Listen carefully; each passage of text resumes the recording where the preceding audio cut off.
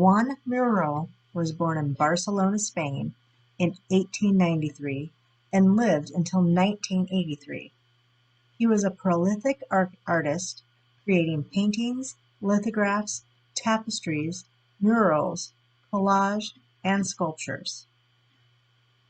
His quest was to create a pure global art that could not be classified as a specific art movement. That being said, his work is now considered abstract expressionism, combining abstract art with surrealist fantasy. His works play with space and color, tapping into your subconscious. During his time in Paris, he became friends with fellow artists, writers, and influencers, such as Pablo Picasso, Max Jacob, and Ernest Hemingway, who also became his boxing partner. As he lived through World War I, World War II, and the Spanish Civil War, many of his works were influenced by his political views and the social and economic influences of the times. While appearing spontaneous, Miro's work is filled with symbols, meanings, and elements of the cosmos. He sometimes spent years looking at a painting before deciding on his next mark. He said, "For me, a form is never something abstract. It is always a sign of something. It is always a man, a bird, or something else." Now that we've learned a little bit about Joan Miro, this project was inspired by how his paintings and artwork were described, rather than how they were created. They were described as spontaneous, poetic, expressionistic, and whimsical. And to create that kind of effect with our project today, we are going to do a blind drawing. Now feel the edges of your paper all around. Get a nice feel for how big it is and where the edges are. Then you are going to close your eyes. Yes, we are going to literally be drawing blind. This is very difficult for some people, but give it a try. This will give us those spontaneous, expressionistic characteristics that we're looking for. And remember to draw lightly. When you're ready, start making random markings on your paper.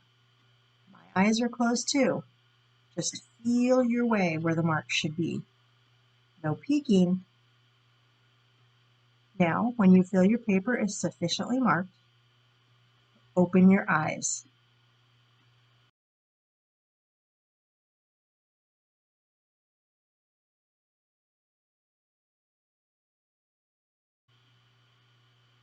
Now, what's the very first thing your eye is drawn to? Is there a specific mark that reminds you of a color or a feeling?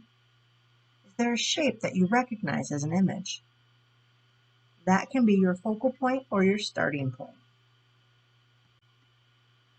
Okay, we're ready for our oil pastels. Using the black, you can begin to trace those markings that you were drawn to. If you're doing this with younger kids, wait and do the black marks last, as it smudges very easily and can make your drawing look messy.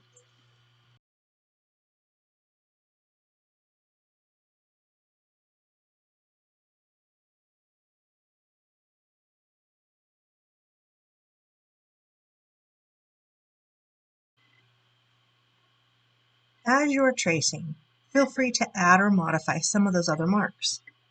I am just focusing on the marks that I liked. Those other unused lines can be erased. Remember, all of Miro's markings were thought out and deliberate. We are creating ours with a more intuitive, emotional sense. Be very careful when erasing near the oil pastel, and do not erase over them. They will smear. You don't have to be very precise when erasing, as the oil pastel will cover up most of the pencil or chalk.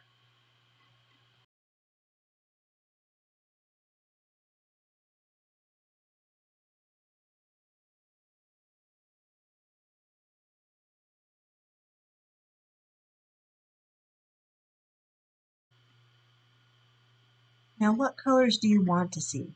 what feels best to you. As we are working from our emotions, the colors are all about how you are feeling. I started with what I felt my focal point should be, and just started filling in color.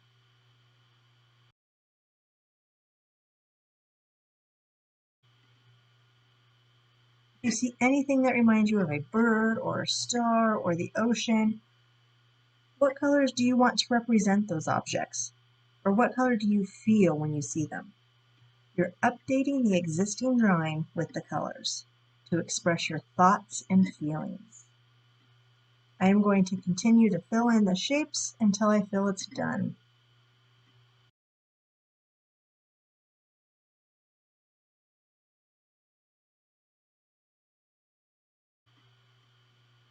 You may notice that I'm using a lighter color or a white to go over some of my existing marks.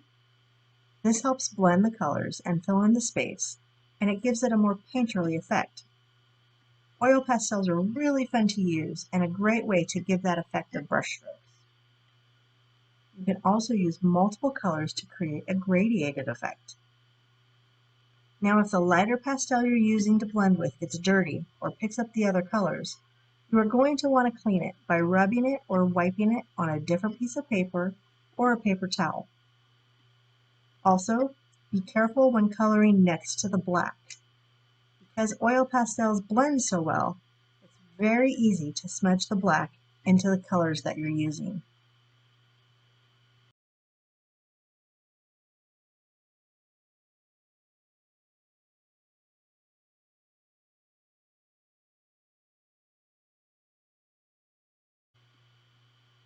Sometimes I use a circular motion when going over the pastel with the lighter color. This really helps fill in that space. Be aware of the placement of the colors and shapes and where your eye is drawn. You want to try to maintain a balance.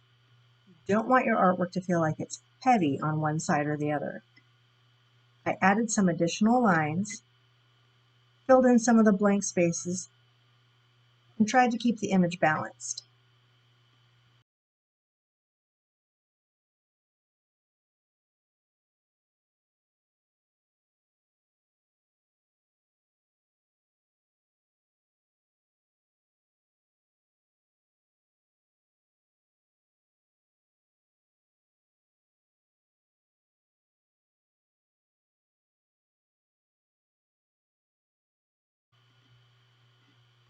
I also went over some of those lines with more black to vary the thickness of only some of those lines so that they stand out more. And I highlighted other lines with other colors.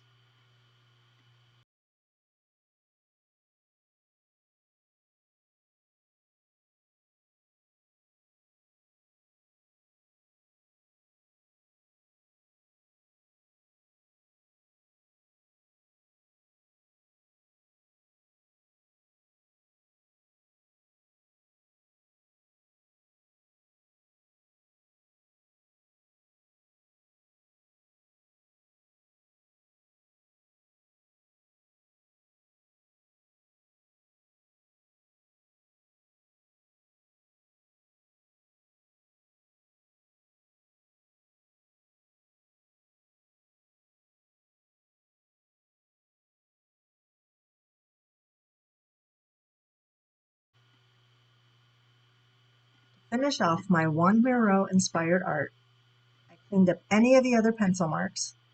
I looked at the art from all different angles to decide on my favorite view. And then I signed my name.